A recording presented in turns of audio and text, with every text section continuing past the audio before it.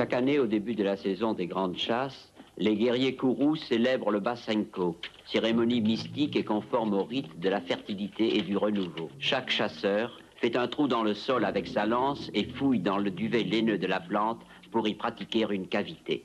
De cette manière, les kourous croient féconder la terre en y injectant le sperme. Une fois fécondée, la terre accouchera d'animaux à chasser. Le coït des amants de la terre s'accompagne d'une très intense concentration psychique. Au moment de l'orgasme, il faut penser à l'animal que l'on désire chasser.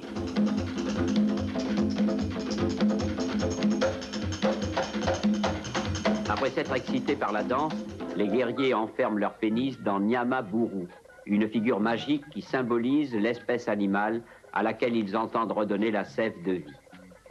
À la fin de la cérémonie, la semence obtenue par la masturbation rituelle est jetée dans les eaux du fleuve. Les animaux boiront et se multiplieront sur les pistes de la haute volta.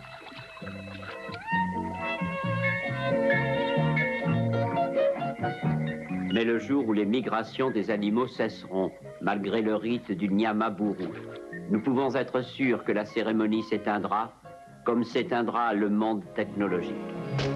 Moi, je trouve ça d'un goût.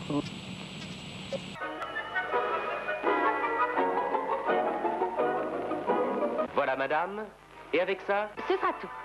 Ah non, donnez-moi du fromage. Oui, madame. Lequel voulez-vous? Eh bien, Si vous preniez un fromage Kraft en boudin américain. Tiens, comme c'est curieux. Et c'est vraiment pratique. Regardez.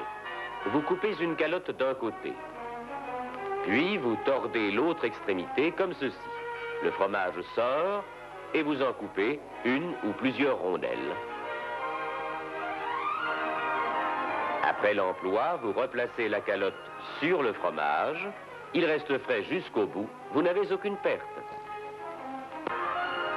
C'est vraiment bon.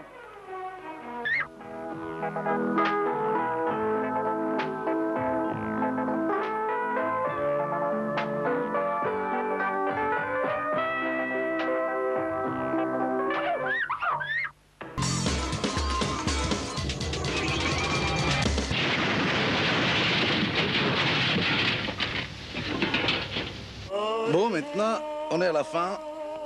Comme vous avez bien vu, il n'y avait rien à expliquer. Fallait seulement le vivre. Et moi, je l'ai vécu.